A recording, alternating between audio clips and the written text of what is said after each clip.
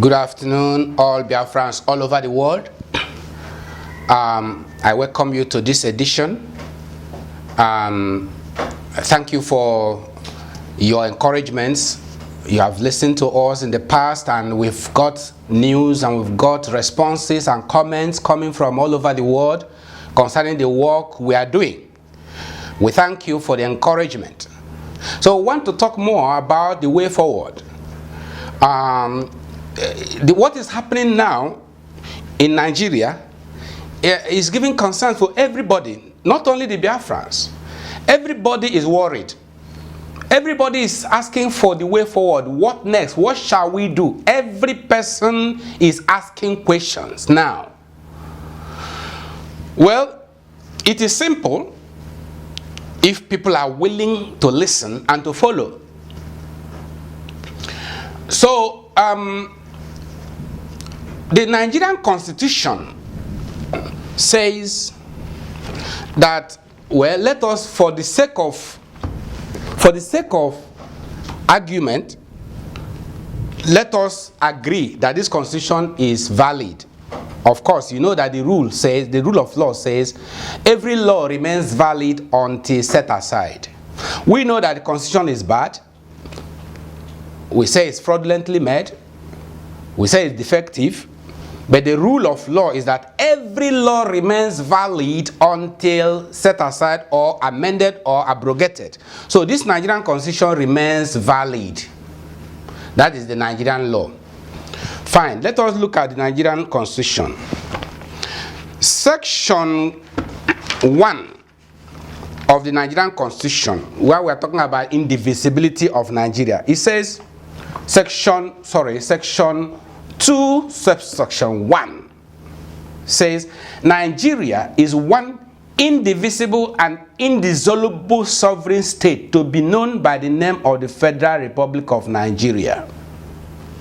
This is the section that the Nigerian government uses to say that Nigeria is indivisible and indissoluble.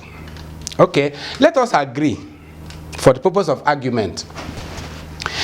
Now, when we create regions within Nigeria, every region governing itself within Nigeria, have we divided Nigeria? No, it is still the same one Nigeria. But we devolved powers to the regions. So if we do that, we have not violated the Nigerian Constitution. It is still the same one Nigeria, but every region govern yourself. It's very simple. That is what we are saying now. That the solution to the Nigerian problem now, in fact, is found at page 286 of this book, where I prescribe the solution, how the houses of assembly of each region can pass a bill merging the states, constituting themselves into regional government, and govern themselves as a region within Nigeria without violating this constitution. It's a very simple thing. It's just legal wisdom, political engineering, but people that are radical in the houses of assembly that can do this. Move the motions in the houses of assembly in every region. For instance, the Southeast now, all the houses of assembly in the Southeast, you can move the motion of political association, merging your states within Nigeria. You have not broken this. Then you are one regional government governing yourself within Nigeria. It's like, let me give you an example. Do you know that ECOWAS is an association of countries? ECOWAS region is an association of countries. The EU, the European Union, is an association of countries. Now, a state like Enugu State, Abia State, Anambra State, a state is a legal entity created by law. If you look at this constitution, you will see where the states are created. So A legal entity is created either by statute or by registration.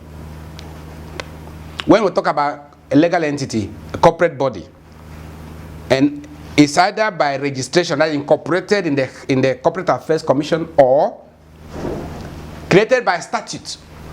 So states are created by statute, and they now become legal entities that can sue or be sued, that can do anything a natural person can do. Just like a natural person can form an association, belong to an association, so also states can form associations and belong to an association. That was what in 2005. Then from 2003 to 2007, when I was the spokesman of Igbo Lawyers Forum, when I created what we called USEN, that is Union of States of Eastern Nigeria, USEN. Then to create Economic Union of Southeastern Nigeria. Now that is for the states now to pass bills merging their economies as one big economy, one regional economy. Then extend it now. We are talking about not only economic aspect, but also political. So creating a political economy in the sense of merging the states as a political union. All the states in the southeast can pass bills of political merger, political association, and become a political union, and then govern themselves as a region within Nigeria. You have not broken the law. You have not dissolved or violated this constitution. Yes, so if we do this now, go from the regional government and start governing ourselves, the next question is, there will be a negotiation between the regional government and the federal. What tax will the federal take from the states, from the regions? That will be worked out. Definitely, when we get to that stage, it will be worked out. What percentage of revenue derived from the regions should be given to the states, to the federal? You know, in those days, it used to be 50% to the region that created it, then 30% to the states or the community, then 20% to the federal, something like that, before the military now came and destroyed every system, destroyed the thing. Then at that time it was by if you're able to produce, then you earn more. 50% was given to the producers then, but now they now turned it to call it allocation. Now when you produce everything, you send it to Abuja, then you go like a beggar to Abuja. Abuja will be giving you small, you know, small, giving you small. They call it allocation instead of derivation. You know, the whole thing changed, and it's unfortunate. That's what has entrapped every person now in this unfortunate union. Yes, unfortunate in the sense that if we go back to the foundation of Nigeria, we begin to ask many questions. Yeah, we begin to ask many questions because the order in council 2010 to 2013 made in England, by which the regions, the north and south, were merged and made to become a country in 1914. That order in council made in England is not valid as far as we are concerned, because it was made without our consent. Even merging us and amalgamating us without our consent is even invalid in law, but that's not an issue for now. We will discuss it later. But what we are saying is the way forward as we have found ourselves into this unfortunate union now. It's an unfortunate union. We have been entrapped. How do we solve it? Should we fight and kill ourselves? No. War is not good. It does not give, in fact, both the victor and the vanquished will go regretting it. Because look at what has happened to Nigeria. I think Nigeria is boasting that they conquered Biafra. Fine, you conquered Biafra, but they have no peace. It's a Pyrrhic victory. You have got a Pyrrhic victory, you have won, but you have no peace. Of course. So, who has won now? Who has lost? Okay, you destroyed the whole Biafra land. But go to Biafra land and see development. Better than some places in the far north. Better than some places in other areas. This is that you devastated and destroyed. Go around now and see development. So who has won and who has lost? So war is not an option. We don't need that. We can really brainstorm and agree, negotiate, and come to a peaceful settlement of this dispute. There is a dispute between Nigeria and the remnants of Biafra. You have to understand this. So, my friend, listen very well. Listen, you must understand this very well. There is a dispute between the Nigerian government, the Federal Republic of Nigeria, and the remnants of Biafra land. We are the remnants. We have lost our sovereignty. Yes, we are now Nigerians. But you cannot deny our indigenous identity. We are Biafrans. What can you do to us? Do you want to you wipe us away? You cannot. We are here. So there must be a way to accommodate us. And we are saying we want to govern ourselves. Be autonomous within Nigeria. And still pay our tax to federal government. And have our lives. Worship our God the way we want to worship our God. Behave the way we want to behave. Even if we want to quarrel among ourselves, it's a family issue. We quarrel among ourselves and we reconcile. The Igbo people have a way. We say,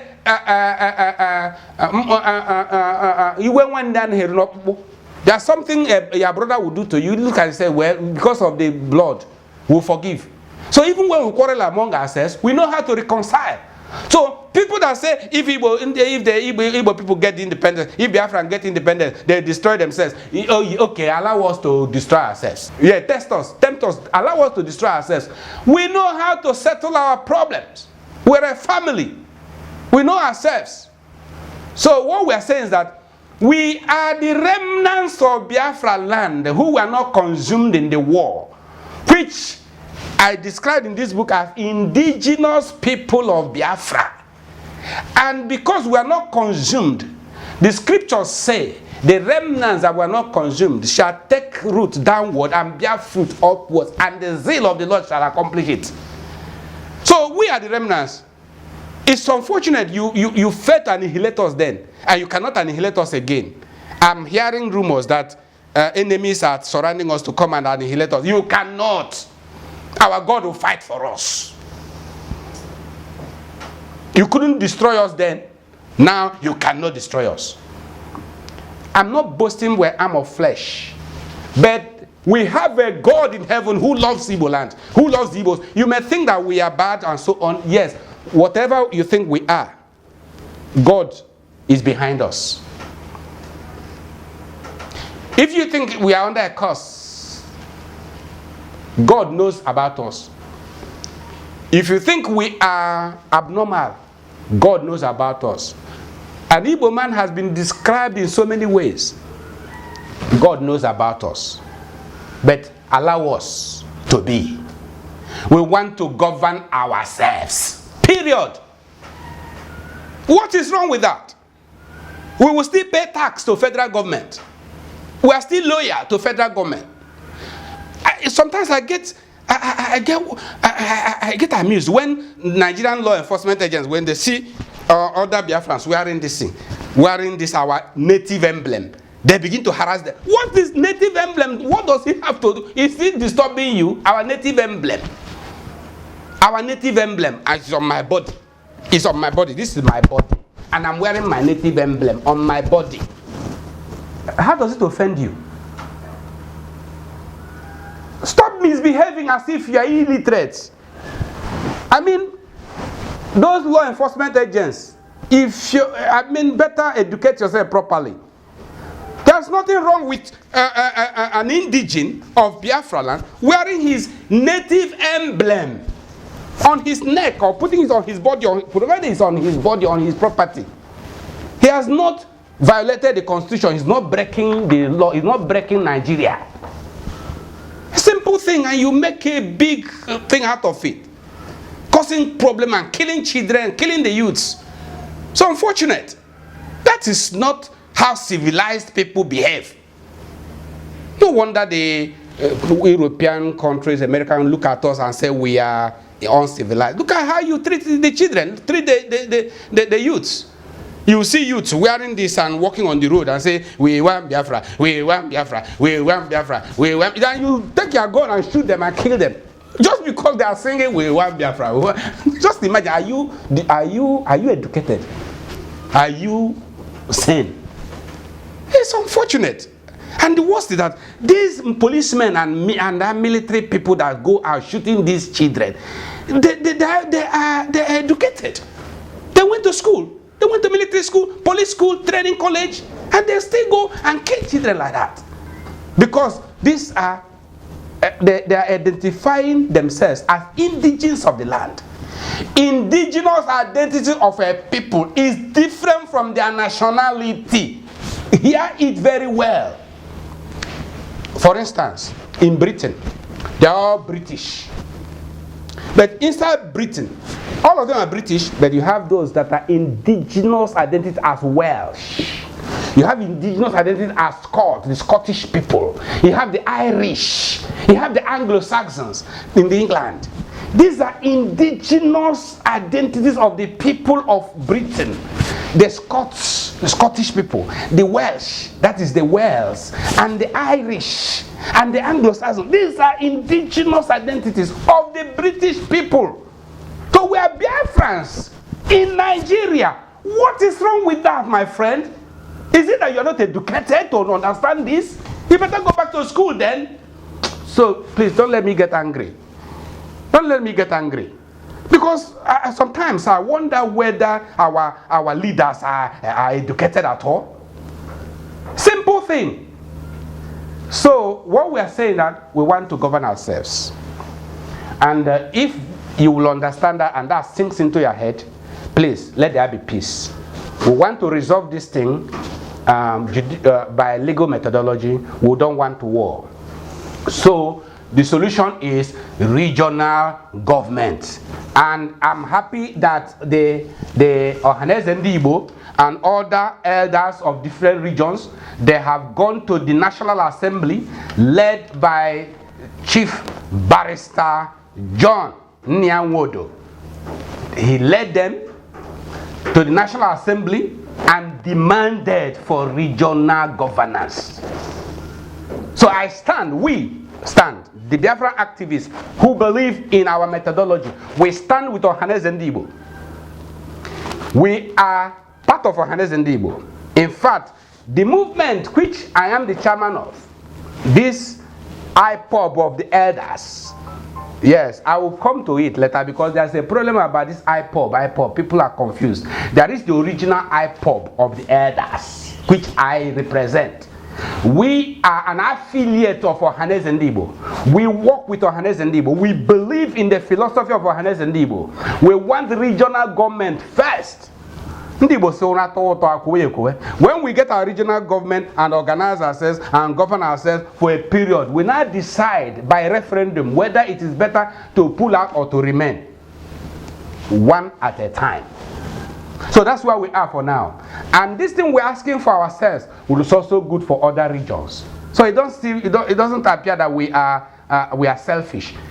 If the same regional governance is given to us, the status of regional government is granted to us, it will also be good for other regions, so that we will all be in a harmonious relationship, just like you have the 4 countries in Britain, the Scotland, Ireland, Wales, England. These are 4 countries in one country. 4 countries in one. This is talk about Great Britain. It's made of 4 countries. So we can as well be Great Nigeria, made of 6 countries. If Britain can be Great Britain, made of 4 countries, Nigeria can also be Great Nigeria, made of 6 countries, of which Biafra should be number 1. Thank you very much.